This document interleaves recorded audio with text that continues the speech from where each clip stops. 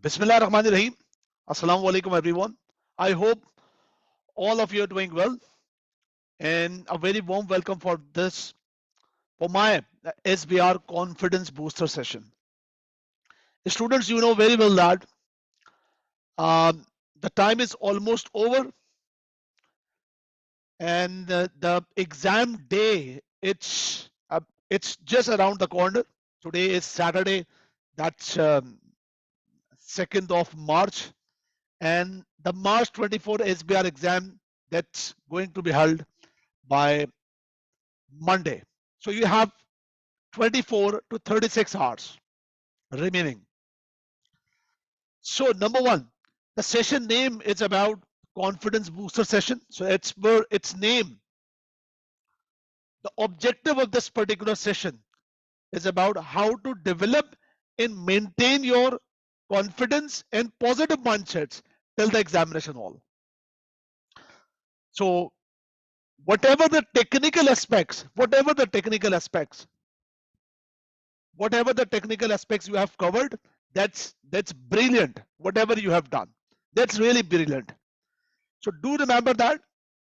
Now there are two important points for the success of any project. There are two important points. Number one, technically you must be sound. So whatever you have done, that's you have covered the technical aspect. But the another point, it's about a soft element as well. Soft means here the confidence, the positive mindset, energy. So these two combinations, technical aspects plus soft, that's reflect or that's become the output for the project as a success.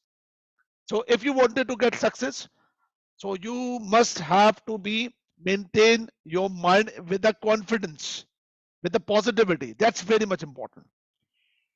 So next 24 to 36 hours, what you should do, avoid all negativity and maintain and develop confidence. So I will cover the point how you people must have to develop or maintain the confidence in the later part of the session. But first we need to cover the technical aspect, the technical aspects. Sir, what's the agenda of that particular session? The agenda of that particular session based on three components. Number one, before starting this live session, I have taken some question from my audience, from my live audience, that what area of the syllabus you are not feeling confident, or you you have your mind says that no, I'm not comfortable with some of the area. So students replied me about these areas: some financial instruments, some cash flows, someone concerned about cash flows, someone replied the current developments, and someone replied IFRS 13. So first, I will provide the guidance about the audience issues. This is audience issues. Huh? Number two, what you people should do for the next 24 to 36 hours. So let's start the audience issues. Let's start with the audience issues. Students, number one, the point is that you people are, someone says that we are facing trouble with respect to the financial instrument. The very important point, yes, financial instrument is one of the most technical part of the syllabus. First of all, you have to review your content. You have to review your content as much as possible. But the point is that, sir, content is very much extensive. So what we should do, there is a solution about the financial instrument. The solution is that this is what about the checklist. This is what about the checklist of the financial instrument. The topic financial instrument, this is the checklist. I know it's very extensive, but you have to review based on this checklist. Checklist number 1, make a quick revision about the basics of financial assets. Basics of financial assets. What's the basics of the financial assets? Basics of the financial liability, basics of the equity instrument. So basics means, let's suppose you have to recall what is about what is the basic accounting of the financial asset that's you have been covering since FR. Since FR. So that's very basic about the financial asset. That's since F7 we are covering that financial asset classified with the two methods, or the recognition and measurement based on the classification, that is fair value method and amortized cost method. Fair value include fair value P&L, fair value OCI. Amortized cost, book value methods. Very basic. And quickly you have to recall the accounting. So just recall the things in your brain like you are talking with yourself. Yeah, okay, with the fair value through profit and loss account, it's a very simple initial measurement at fair value, and that reporting date, whatever the adjustment of a fair value, the reporting must be at fair value and adjustment reflect to the P&L. Then go for OCI, same treatment, but year-end adjustment with the OCI. Amortized cost method is a book value method. It's a basic book value method. So what the content of the amortized cost method? Basic accounting, opening at the fair value plus the transaction cost, then move on accordingly, interest income, interest received, and the year-end balance. So basic accounting. Then you need to cover the financial asset with this checklist as well. What includes with the financial assets? Don't worry, I will share this file to you. For example, whenever you are making some accounting of any of the item, for example, here the asset and financial asset, what the first thing is about the definition. The basic definition of the financial asset is, it's two components. It's not the complete, but the basic. Financial asset are the asset who have a contractual right to receive cash flow, like debtors, like loan receivables. Another definition, financial asset, it's investment in another equity instrument. Very simple. Number 2, okay, if this item meets the definition of financial asset, what's the criteria for the recognition? When to recognize? Recognition. When to recognize? When it become part of contract. At what value? That means initial recognition at measurement at what value? That is fair value with the adjustment of transaction costs. With the adjustment of transaction costs. Transaction cost adjustment depends on the classification and measurement. So at initial recognition, you need to decide or designate classification and measurement. That's the point. Okay, here fair value method, amortized cost method. Here the rules for the transaction cost. For fair value P&L, immediately charged to the P&L. OCI, initially capitalized, automatically adjust in the OCI. Amortized cost method, capitalize initially the transaction cost, then over the period automatically amortize, because this cost, it's a part of the effective interest rate. Then financial asset classification measurement, when to classify. It's a simplification. Simplification means we can categorize the financial asset with these components. Number 1, investment in equity shares is the financial assets, and you can recognize P&L or OCI. Amortized cost method, not possible. Investment in debt instrument, it's a non-marketable. If it's non-marketable, then amortized cost method. If it's marketable, all three options are available. So you need to revise investment in debts, how to account for all three options are, how to account for these three options. Then move on derivatives. If some of the derivatives having favorable or if some of the derivatives at the reporting date reflects the favorable condition towards an entity, that should be the financial asset. Other than hedge accounting, derivative is only one accounting, fair value through profit and loss account. That's all. Hedge accounting, it's a complete different matter.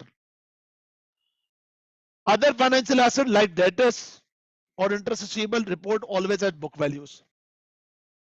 Then you quickly review the basic accounting of the financial assets. That's the first thing. Same case, the basic accounting of the financial liability. Fair value P&L or amortized cost method. Amortized cost method, you have been working since F7. Fair value P&L, yes. Fair value P&L is something. It's something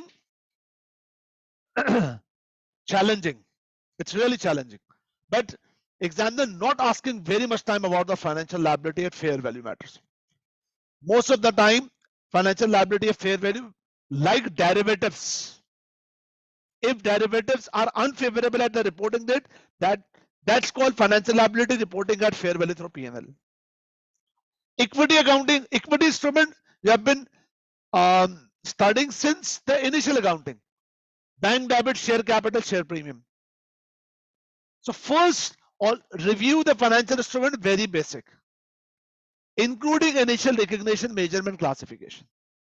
Then move on with the derivatives. Yes, derivatives. So number one, you must ensure that what is the definition of derivatives. If examiner asks something derivatives, so first of all, you have to quickly recall what's the derivative about. If any of the contract having three characteristics, that's called derivatives. Number one, contract initial value 0 or very minimal. 0, for example, forward or future contract, very minimal, like option cost, option premium cost, option contract with paying of the premium cost. Initial cost 0 or very minimal. Number one. Number two, the contracts will be settled in future with cash, with net in cash, which means the contract is not about executory contract. The contract is non-executory contract that will settle in future in cash. And number three, the value of the derivatives based on number of underlyings, number of different variable factors. If these three components meets, these three conditions meets all these three conditions, that's called derivatives. What is the accounting of derivative? Just recall forward contract, futures contract, option contracts. Very basic, very simple. That's the point. Then, very important, you have to know this is part. It's very critical and technical. How to classify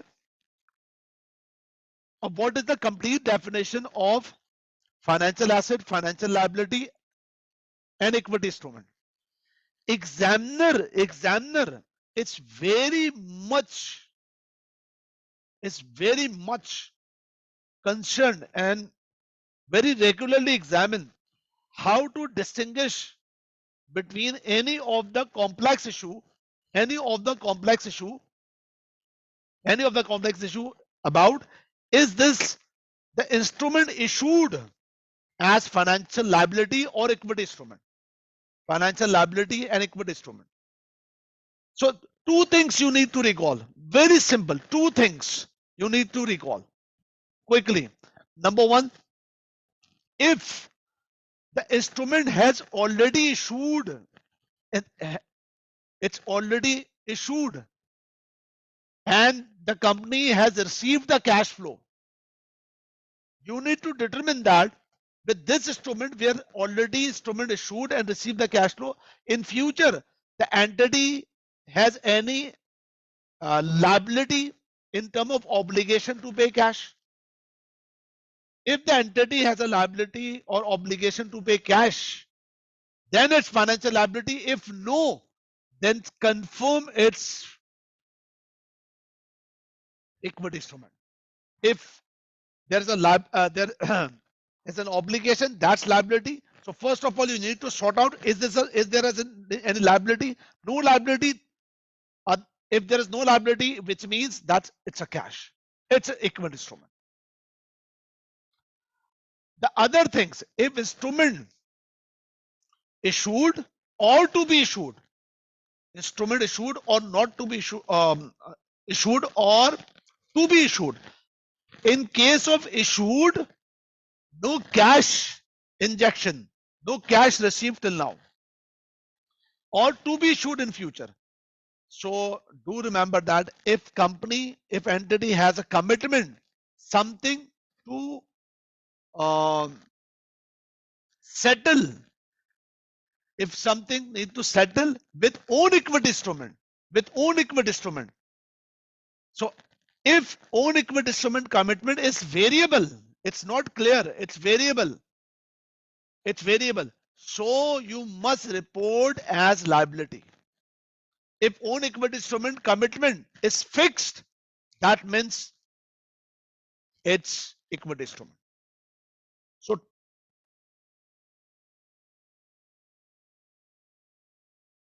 debt versus equity. Debt versus equity. Number one, first thing,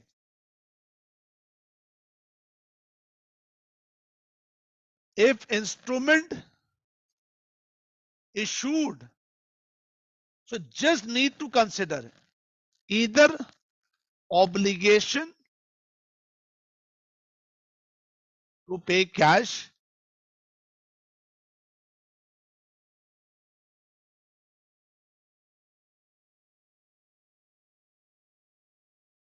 if yes, then liability, or if no, it's equity instrument. If it's equity. Number two, the second point, if own equity instrument means own company shares to be issued, in future, so you need to apply test for if to be issued fixed equity instrument. Sorry, if it's variable,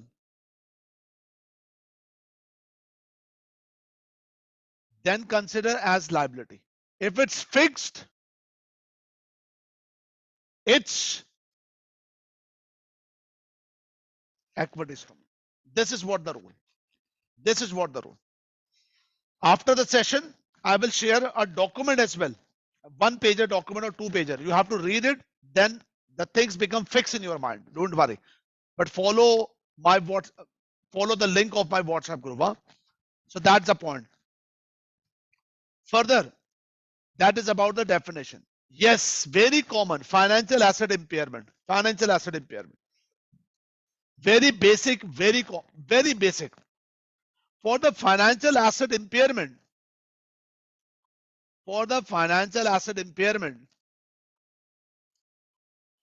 you need to consider this point. Number one, recall the financial asset classification. Investment and equity instrument, or I'm here saying it's very simple. Any of the financial instrument, classified fair value through P&L, you don't need to make any impairment test, because the fair value adjustment automatically incorporate the impairment loss. Number one. Number two, same case apply with the derivatives other than hedge accounting. Derivatives, because derivatives accounting is fair value through P&L, either with respect to the financial asset. Ignore hedge accounting. Yes, investment in debt instrument like investment in bonds. If investment in bonds at fair value through P&L, no worries. No need to consider any impairment test, because the fair value adjustment P&L automatically adjusts. But you need to recall investment in debt instrument that's classified fair value through OCI. So you need to recall that point, that impairment. Number one, the complex issue.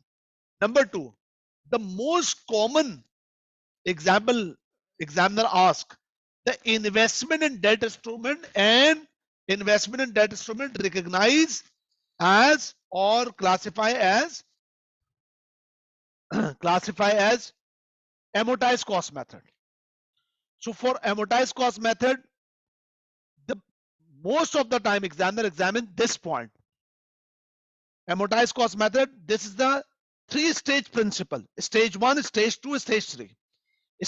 If stage 1 means you need to report the financial instrument, investment debt instrument, simultaneously the expected credit loss allowance, either lifetime or 12 months credit loss method. Step 2, if it's qualified for step 1, so step 1 means the severity is not much, you have to apply only 12 months credit loss. Stage 2, you will apply lifetime credit loss method, but it's either stage 1, either stage 2. The accounting, it's very simple, like allowance for doubtful debts. Debtors is a separate, having separate accounting, and allowance for doubtful debts having separate accounting. Yes, with the case of stage 3, with the stage 3, you have that, which means that yes, the event has actually occurred, and you have to account for um, the financial instrument, so financial asset, indulging the adjustment of expected credit loss, because the situation has already occurred, the impairment has already happened.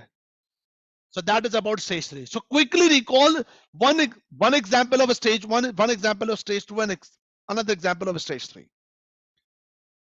Yes, student, 2 more points here. Number 1, purchase impaired credit loss method, that I have covered with my boot camp session. So you need to cover that boot camp session. Further, in the case of debtors and lease receivable, there is some simplified approach of the impairment loss. You need to cover with my boot camp question number 1, or you can recall quickly your content of the revision or from the study hub. For debtors and lease receivable, simplified accounting, that's the point of impairment.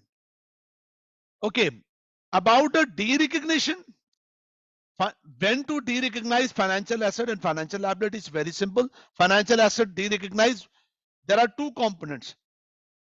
Number 1, your control has transferred. Number 1, it's very simple. You have sold the shares, the control is transferred. But here the complication is this: sale and repurchase. Sale and repurchase. So you need to assess that either transfer qualify for derecognition or not. So number 1, first condition, transfer the financial asset and transfer qualify for derecognition. When to transfer qualify for derecognition?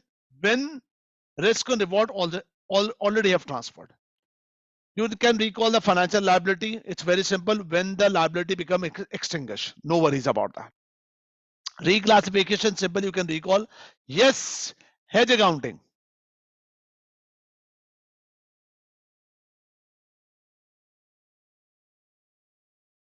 Hedge accounting. Yes, hedge accounting.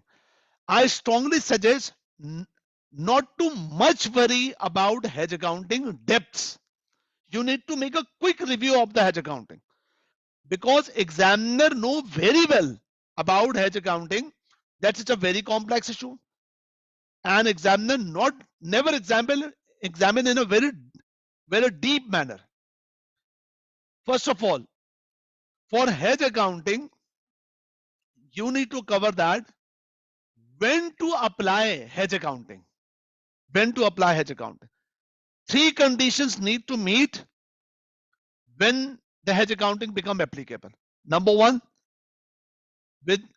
there is a formal documentation about hedge item and hedge instrument. Hedge item means to whom the hedge is, the risk is protected. Hedge instrument means from which or from which contract the hedge, the instrument, hedge item, it's protected. So in very simple word, hedge item, which means the risk protection required, hedge instruments, from where, from the contracts where the hedge items are protected. For example, some of the shares you have purchased and you need to protect the fair value. So the purchase shares, it's about the hedge item from where you so you need to protect your fair value adjustment or fair value losses. That is about hedge item. Hedge instrument means, for example, if you purchase the derivatives, the forward or future contracts, so with this contract you are protecting the risk of hedge item. So from the hedge, from the contract from which you protect the risk, that is called hedge instruments. So that's the point. Hedge item, hedge instruments. Yes, recordings will be available for this session, no worry about that. But it's better to continue the session live. That's important. So you can ask the live questions. So where the hedge accounting apply? Number one, formal documentation. Number two, the number 2 point, the hedge relationship. What is the meaning of relationship? Hedge relationship means the hedge item and hedge instrument having negative correlation. If you are standing at our reporting date, so need to observe that based on past experience, we have been observing that we have made the arrangement of the hedge item and hedge instrument. So since last, for example, 1 month, the hedge item value become reduced. So that means we are the company have got some losses of the hedge item. But based on this losses, the hedge instrument, the future contracts providing benefit or providing gains to support the hedge item loss.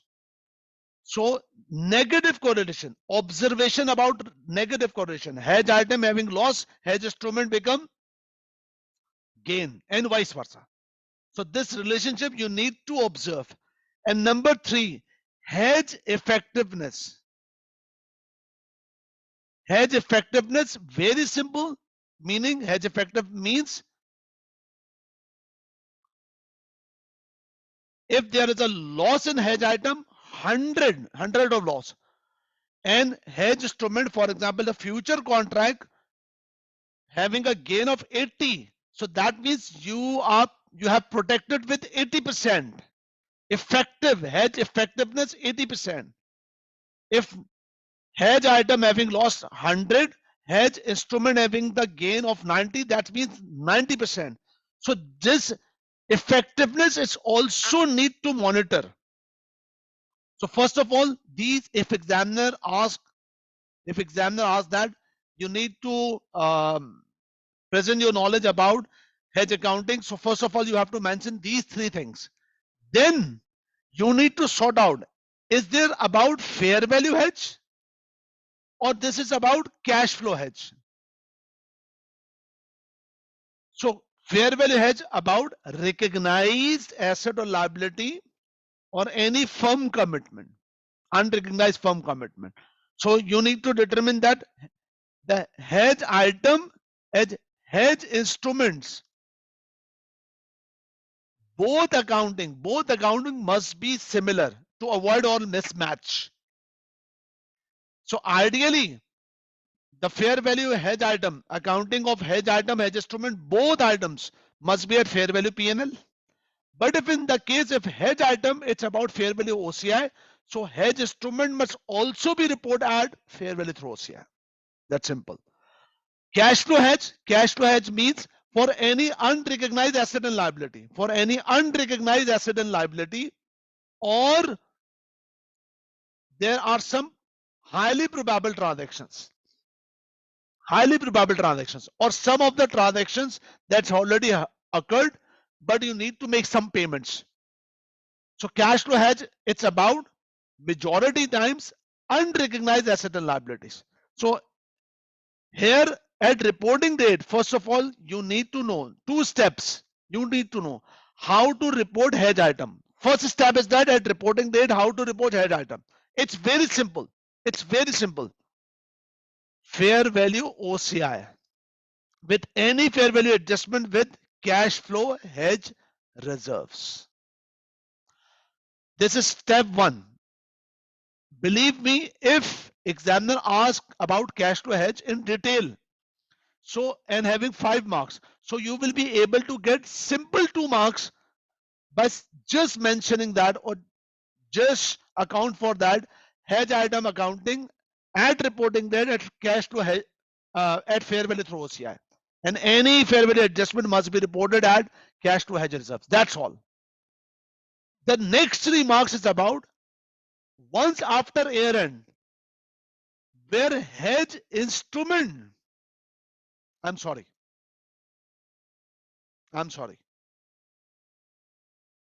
about cash flow hedge, I am providing my statement once again. Cash flow hedge for hedge instrument accounting at reporting date. At reporting date. That's fair value OCI. And any fair value adjustment must be reported at cash flow hedge reserves. This is step one. Because the transaction has not already occurred. The hedge item it's not become recognized till now. So you need to report at reporting date only the hedge instrument. If examiner asks 5 marks question, this is very simple. Another 3 marks. If examiner asks what would happen once the hedge item after the reporting date become recognized, or you become purchase or the company become purchase or sales, then the complex accounting, yes, hedge item must be recognized and any of the hedge instrument reporting date hedge reserve on the equity must need to adjust depends on the hedge item, either the financial item like investment in shares or investment in debt instrument, or non-financial item that is about plant, machinery, inventory like this. So need to recall this point. That's it's all about. That is all about a quick review related to financial instrument. This is about a quick review, huh? That's the point. So you can use this content as a checklist. I will share you. Don't worry about that. Further, I strongly suggest you need to read at least once quickly. Invest 15 to 20 minutes just to read quickly IFRS 7 disclosure as well. So the students who have a concern about the financial instrument, can you please apply me? Is this short briefing worthful for you?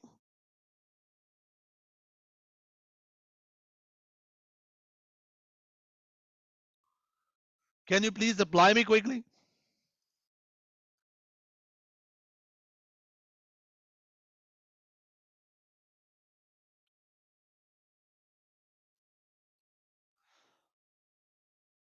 So audience, next issue, that's about the cash flow. Cash flow. Number one, the topic is about consolidated cash flows. The topic is about consolidated cash flows. So first of all, I strongly suggest if you have a fear about consolidated cash flow in for next 24 to 36 hours, invest your 30 minutes to review your F7 cash flow. Review. Sir, how? One of the solution is that just take up, just open the Kaplan text of the SBR and quickly review the basic of the F7 from the chapter of the consolidated cash flows. You can do the same activity with the study hub. By the way, study hub, you will be able to get access of the study hub through the F7 material as well, but not to invest more than 30 minutes. Just make a quick review. Then move for consolidated cash flow statement. If first recall the F7 point, then move on consolidated cash flow statement. You know very well, whenever you are making the cash flow statement, so already the financial statement available, income statement, balance sheet. So based on these, you need to make working for the cash flows. Same case with the consolidated cash flows.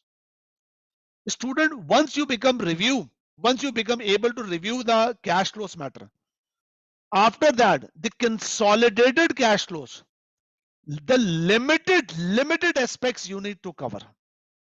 The first very important point is that whatever the working of consolidated cash flow you will make, always incorporate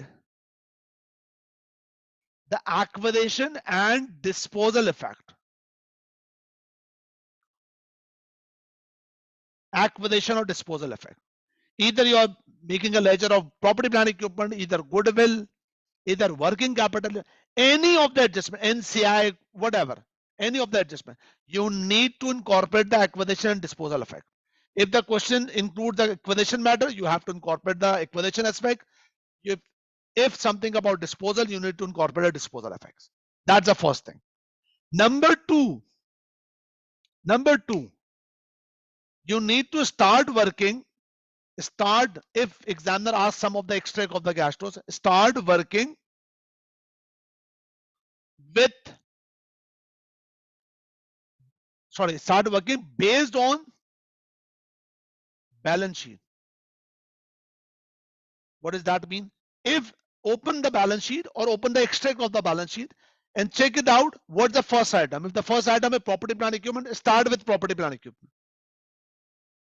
Property, plant, equipment. Open the ledger of property, plant, equipment. Just opening ending balance, incorporating all the things, depreciation, revaluation, acquisition impact, disposal impacts, and then move on. After property, plant, equipment, the second thing you have to notice that, for example, goodwill, start goodwill. Then investment and associate. Then, for example, investment property. Let's suppose investment in shares. Then current assets, ignore current assets, ignore current liabilities. Consider the liability portion, non-current liabilities. Then equity portion. So always start working based on balance sheets. Number three, what the specific working of the consolidated cash flow? Specific. That's difference from the simple cash flow. So number one, goodwill, the ledger and the working of the goodwill. Investment in associate, equity accounting, NCI, and working capital movement.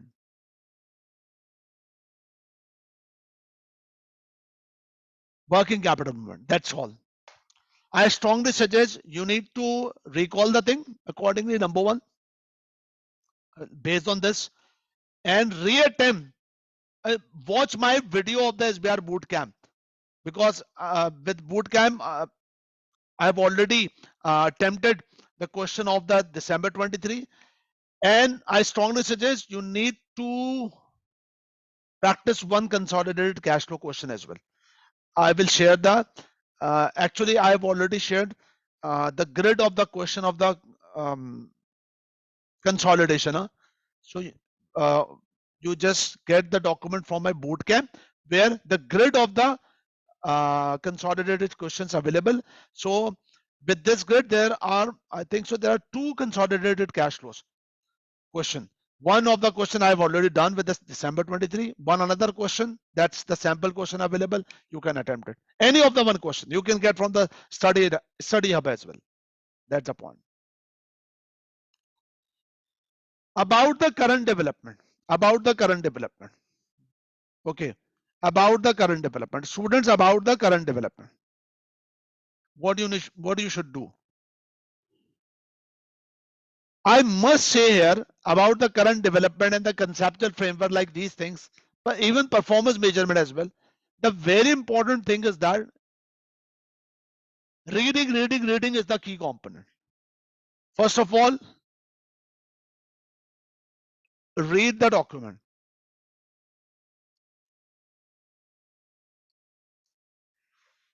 If you don't have the document I've shared with my students, I will share on the public WhatsApp group. Don't worry about that. Number one, read the document. At least 2 times you need to read the document. Number two, do remember, with the recent observation is that recent observation, examiner examine the current development with the with an integrated manner. Integrated means examiner, it's not here to ask something, the complete question of the current development. For example, if examiner asks something about the climate change point, so it doesn't mean that the complete 25 marks is reflecting the climate change. No, there are multiple accounting issues includes with the climate change. So from my document, with my document, the technical article also have covered with the past paper aspect as well. So it's integrated. Some of the question about the climate change or the Bitcoin or any other things, examiner integrate with this manner. So the point is that I strongly suggest you need to read my document at least 2 times, invest 3 hours, 2 to 3 hours to read it carefully, and practice last 2 or 3 semester exam questions. So you will be able to cover the things, or you will be able to respond the question with the exam caliber. That's the point. But don't be afraid about the current development. It's integrate. Examiner never expect that you are the master of this current development handling. A lot of things about the current developments, even the real world don't knows how to handle this matter. Here examiner just wanted to know, do you have a mindset as a professional accountant to respond or communicate about that? Examiner never expect about any accuracy here. So that is the point. The rest is about IFRS 13. IFRS 13 is very simple. I strongly suggest the IFRS 13. It's very simple, fair value measurement aspects. You need to work out accordingly. Something, the fair value IFRS 13 definition, the orderly, the term with the term of the orderly transaction, and entity. It's market based. It's not the entity based. Sometimes examiner ask about the fair value and fair value observations, either level 1, 2, or 3. Sometimes examiner examine the things related to the non-financial assets. So these are the points. So it's very simple. If you have any particular issue, you can ask me individually on the WhatsApp. Don't worry about that. So this is about the issues from your side. It's very simple.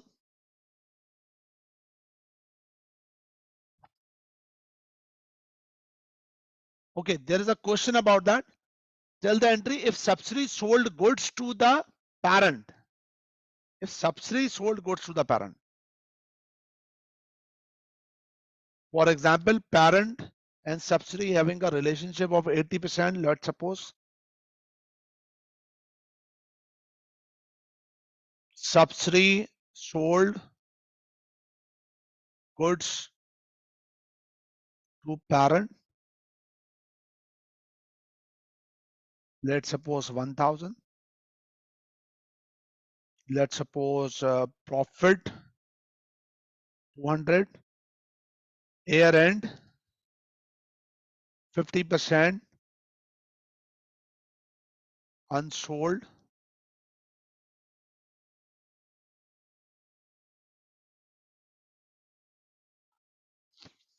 So what you should do, number one, sale debit and cost of sales credit, the complete 1000 intra-company sales purchase. Number two, the unrealized profit, it's about 1000 into 50% into, sorry, 200 into 50%. This is unrealized profit and this is about 100. It's very simple. Whenever you deal with this type of question, do remember that there are two questions need to ask here. Who sold the inventory? Who hold the inventory? Or who earned the profit? Who hold the inventory?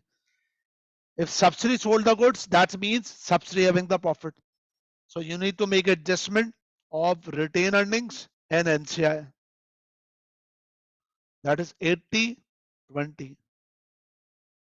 So because the profit earned by the subsidiary, so parent just adjust the sharing of 80, rest NCI. So this is about debit.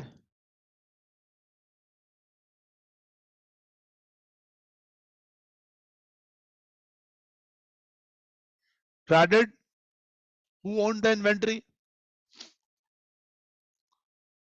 Subsidiary.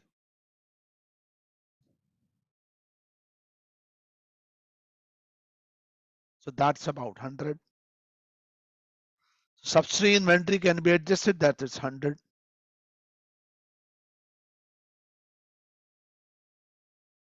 That's a point. Is this clear? Is this clear?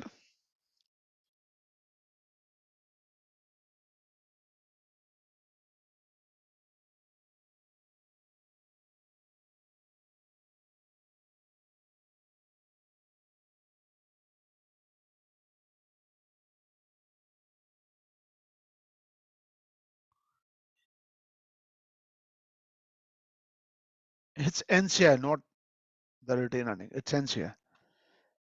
Junaid, so Kanja, is this clear? Yes, Junaid, you asked the different question about the translation of the subsidy. That's covered with the bootcamp session. I will share the Excel file where I've adjusted all the where I've made the adjustment, so you can refer the solution from the Excel file. Because in case of the overseas subsidy, yes, there is something about the individual books exchange gain or loss, consolidated exchange gain or loss matters exactly.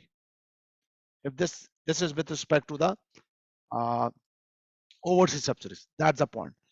So student, that is about your queries. All set. So first part of the agenda it's covered.